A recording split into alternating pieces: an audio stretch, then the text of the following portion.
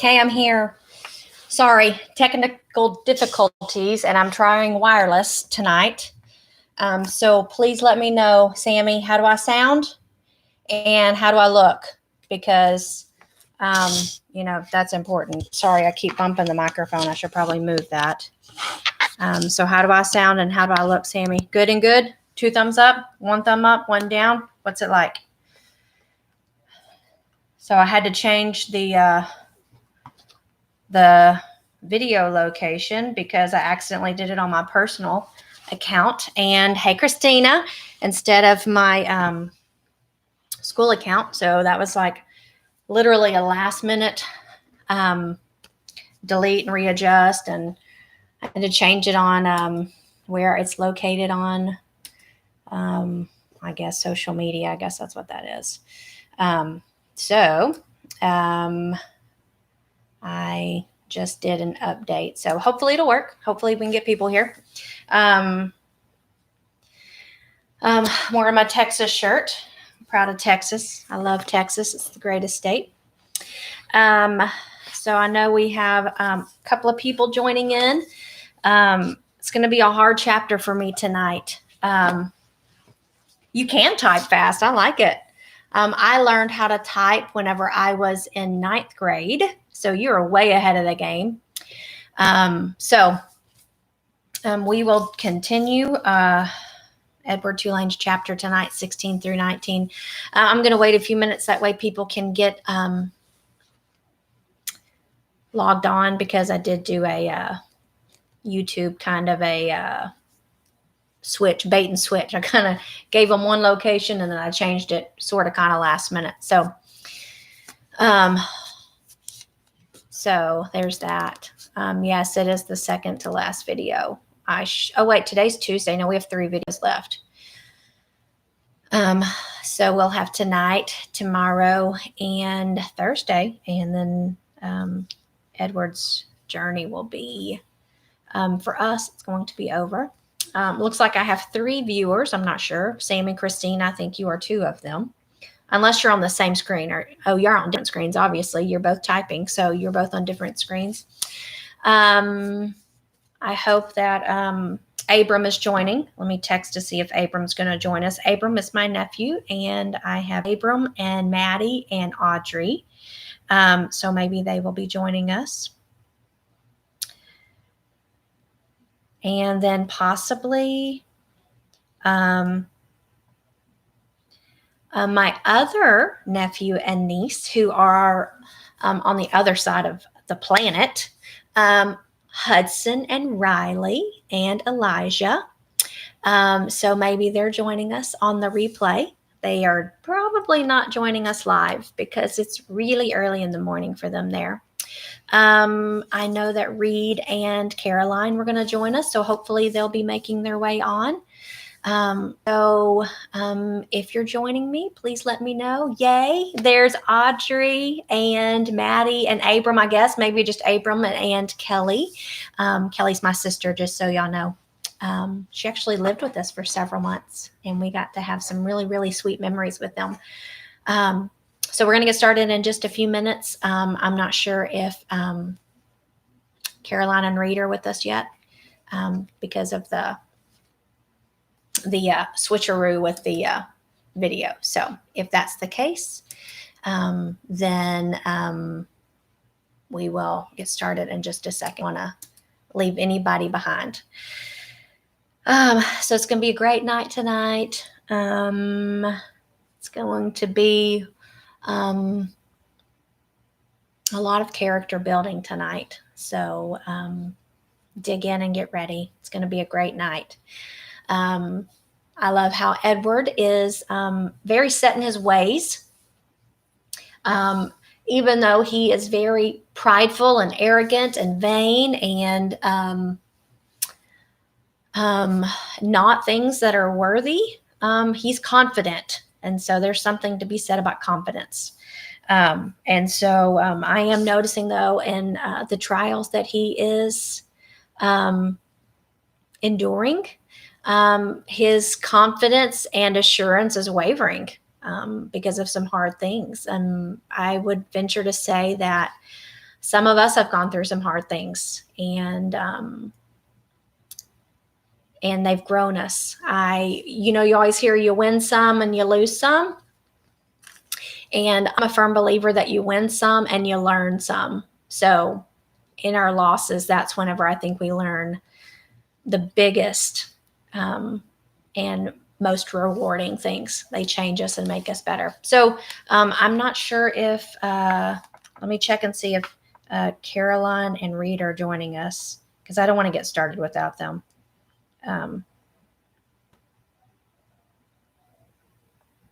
Because I don't want them to have to go back and do the replay. They might have to, so we'll see. I'm so sad that you're leaving second grade too.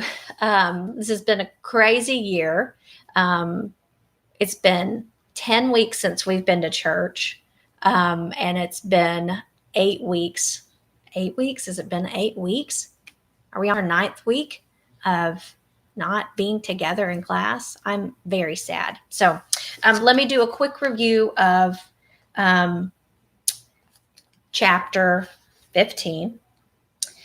So we ended chapter 15 with the old lady. She doesn't have a name, but the old lady has not a love for Edward, but she has a purpose and a use for him. She names him Clyde, hangs him on a pole in the middle of her field, and he is just there alone, scaring away birds. So the end of chapter 15 says,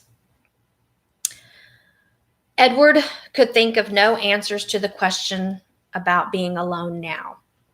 And eventually the sky lightened and the stars disappeared one by one. The birds returned and the old woman came back to the garden. And this time she brought a boy with her. And here we have the beginning of chapter 16.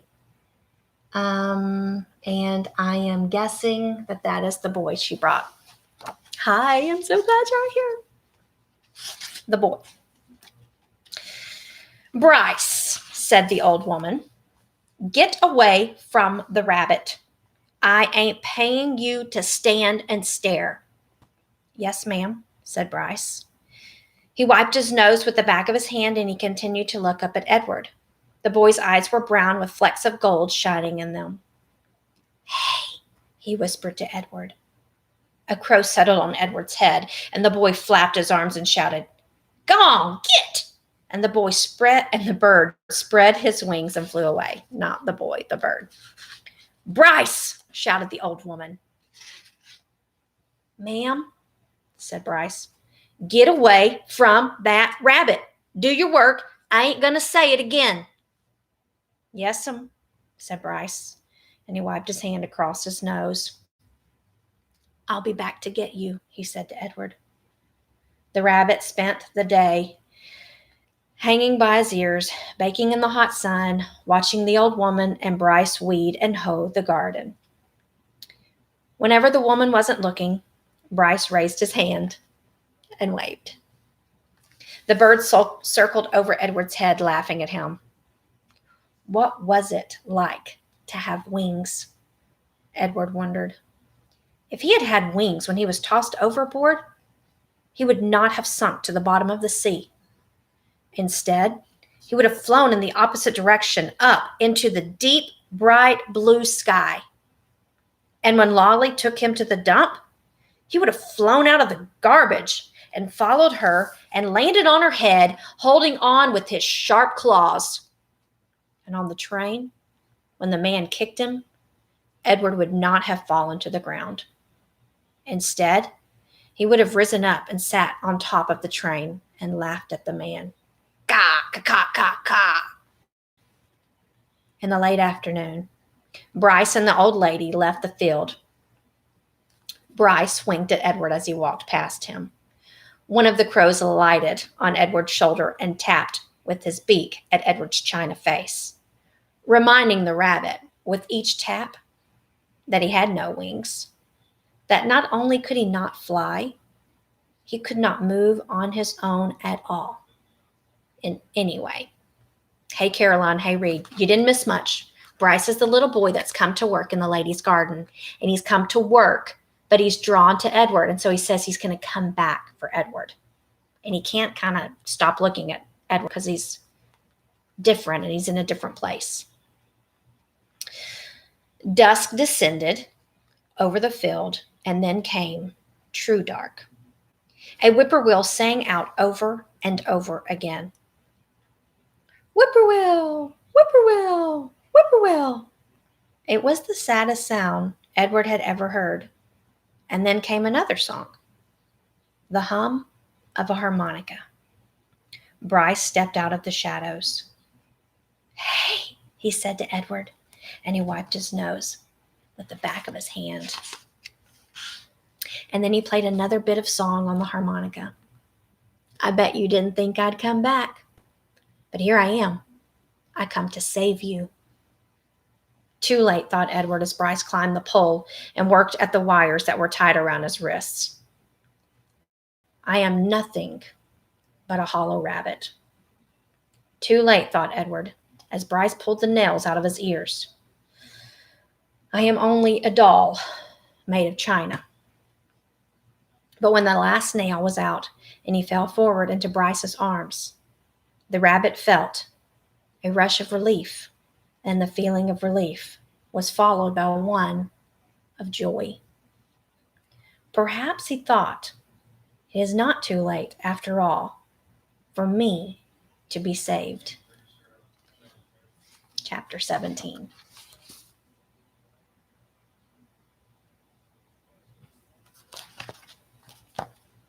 Can Edward be saved? That's the question. Bryce slung Edward over his shoulder. He started to walk. I come to get you for Sarah Ruth, Bryce said. You don't know Sarah Ruth. She's my sister. She's sick. She had her baby doll made out of china, and she loved that baby doll. But he broke it. He broke it. He was drunk, and he stepped on that baby's head and smashed it into 100 million pieces. Them pieces were so small, I couldn't make them go back together. I couldn't. I tried and I tried. At this point in his story, Bryce stopped walking and shook his head and wiped at his nose with the back of his hand. Sarah Ruth ain't had nothing to play with since. He won't buy her nothing. He says she don't need nothing. He says she don't need nothing because she ain't gonna live. But he don't know. And Bryce started walking again. He don't know, he said. Who he was not clear to Edward. What was clear was that he was being taken to a child to make up for the loss of a doll. A doll. How Edward loathed dolls. And to be thought of as a likely replacement for a doll offended him. But still it was, he had to admit, a highly preferable alternative to hanging by his ears from a post. The house in which Bryce and Sarah Ruth lived was so small and crooked that Edward did not believe at first that it was even a house. He mistook it instead for a chicken coop. Inside, there were 2 beds and a kerosene lamp and not much else. Bryce laid Edward at the foot of one of the beds, and then he lit the lamp. Sarah, Bryce whispered. Sarah Ruth, you got to wake up now, honey. I brung you something. He took the harmonica out of his pocket and played the beginning of a simple melody. The little girl sat up in her bed and immediately started to cough. Bryce put his hand on her back. That's all right, he told her. That's okay. She was young, maybe 4 years old, and she had white blonde hair, and even in the poor light of the lamp, Ed could see that her eyes were the same gold-flecked brown as Bryce's. That's right, said Bryce. You go ahead and cough. Sarah Ruth obliged him. She coughed and she coughed and she coughed and she coughed again. And on the wall of the cabin, the kerosene light cast her trembling shadow hunched over and small. The coughing was the saddest sound that Edward had ever heard, sadder even than the mournful call of the whippoorwill. And finally, Sarah Ruth stopped. Bryce said, "You want to see what I brung you?" Sarah Ruth nodded. "You got to close your eyes." The girl closed her eyes. Bryce picked up Edward and held him so that he was standing straight, like a soldier, at the end of the bed. "All right, now you can open them." Sarah Ruth opened her eyes, and Bryce moved Edward's china legs and china arms so it looked as if he were dancing. Sarah Ruth laughed and clapped her hands. "Rabbit," she said. "He's for you, honey," said Bryce. Sarah Ruth looked first at Edward and then at Bryce, and then back at Edward again, her eyes wide and disbelieving. "He's yours." "Mine?" Sarah Ruth, Edward were soon to discover, rarely said more than one word at a time. Words, at least several of them strung together, would make her cough. So she limited herself. She said only what needed to be said. "Yours," said Bryce. "I got him special just for you." This knowledge provoked another fit of coughing in Sarah Ruth, and she hunched over again. When the fit was done, she uncurled herself and held out her arms. "That's right," said Bryce, and he handed Edward to her. "Baby," said Sarah Ruth. She rocked Edward back and forth and stared down at him and smiled. Never in his life had Edward been cradled like a baby. Abilene had not done it, nor had Nellie, and most certainly Bull had not. It was a singular sensation to be held so gently and yet so fiercely, to be stared down at with so much love. Edward felt the whole of his china body flood with warmth. "You gonna give him a name, honey?" Bryce asked.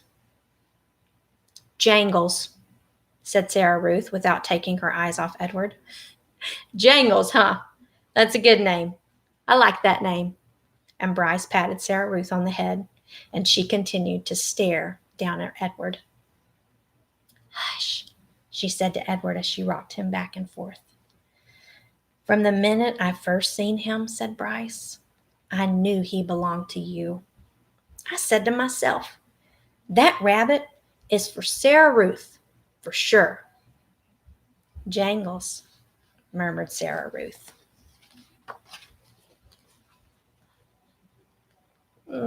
What a sweet picture. Edward has never felt this way before. Outside the cabin, the thunder cracked, and then came the sound of falling rain on the tin roof. Sarah Ruth rocked Edward back and forth, and Bryce took out his harmonica and started to play, making his song keep with the rhythm with the rain. And that is all of chapter 17. Chapter 18. Sorry, it's been marked in. A box. It looks like lost buttons.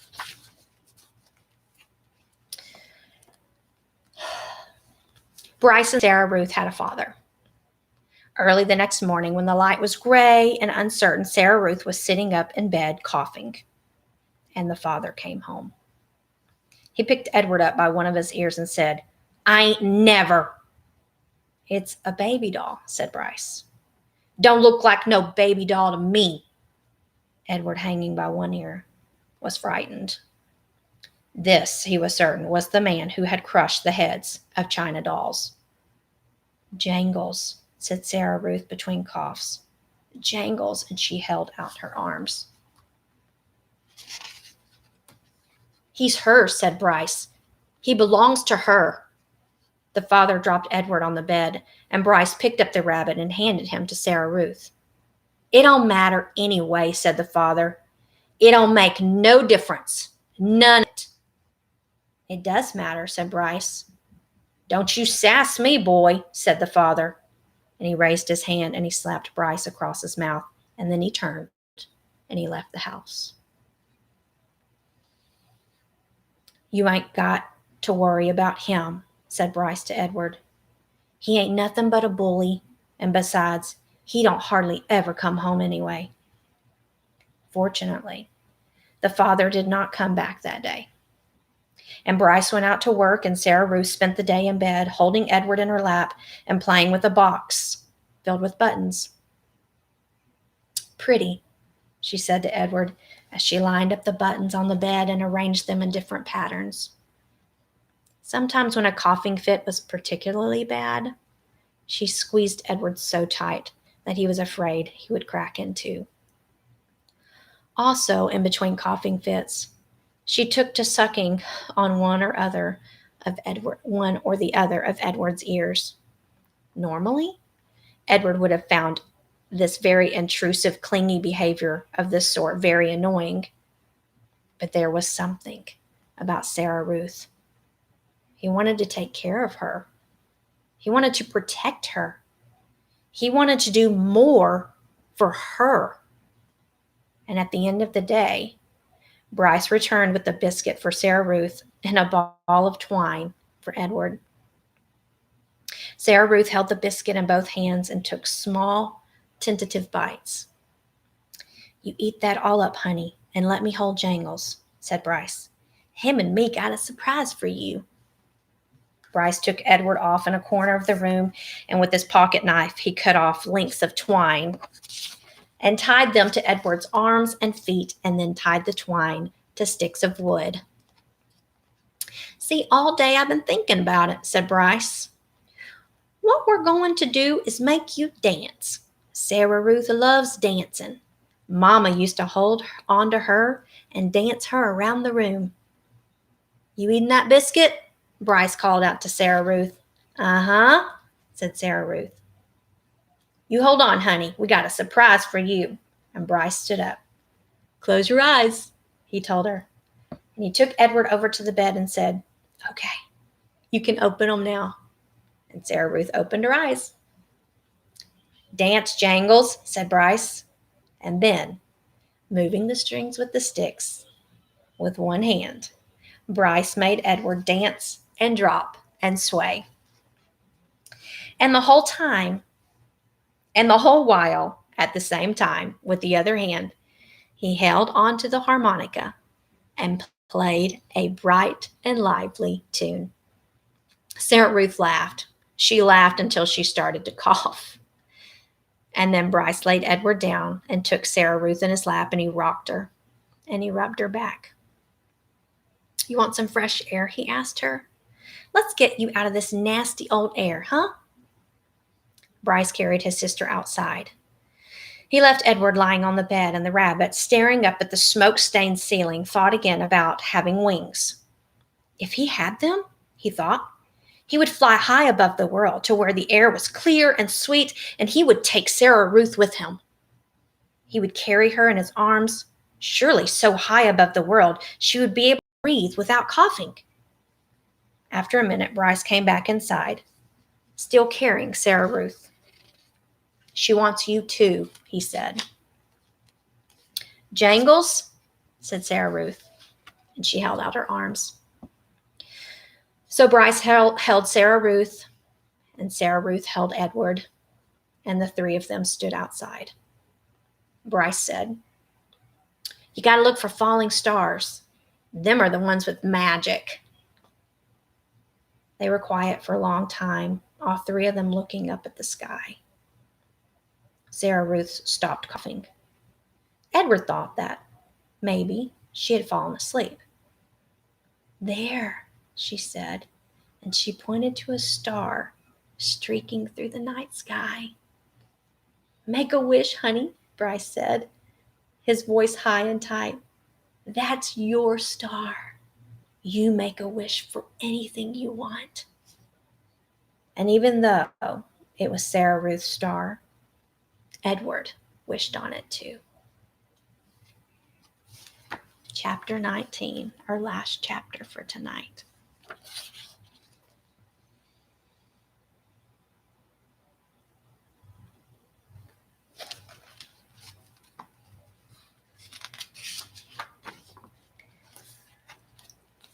the days passed. The sun rose and set and rose and set again and again. Sometimes the father came home, and sometimes he did not. Edward's ears became soggy, and he did not care. His sweater had almost completely unraveled, and it didn't bother him. He was hugged half to death, and it felt good.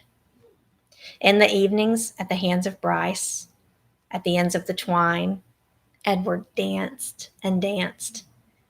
1 month passed, and then 2, and then 3, and Sarah Ruth got worse.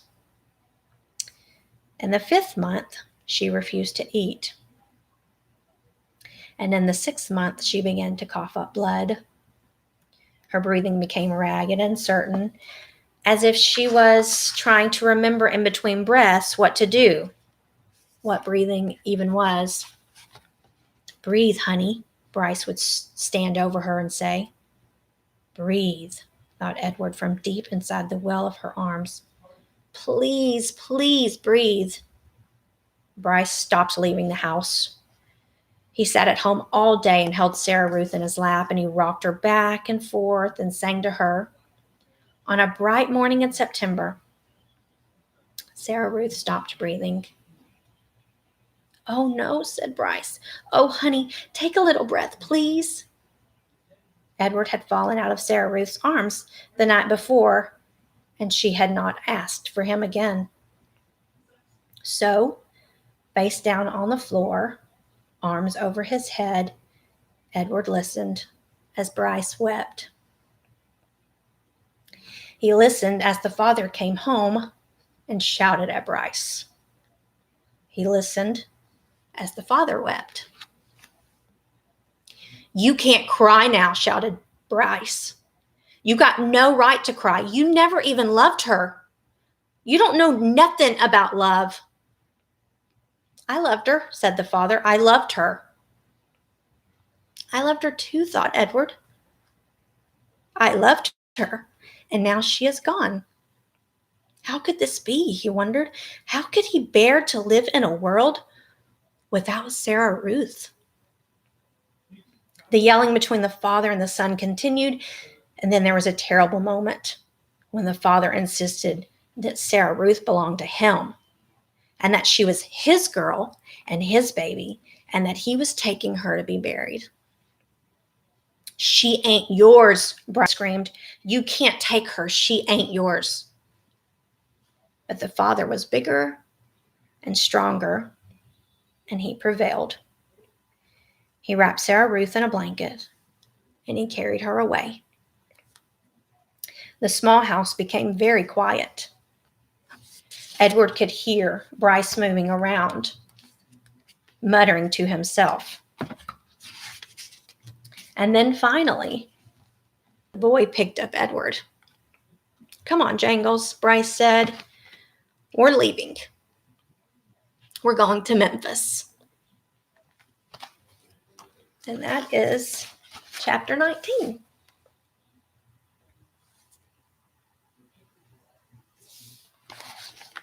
So, I really think Edward is learning what love is.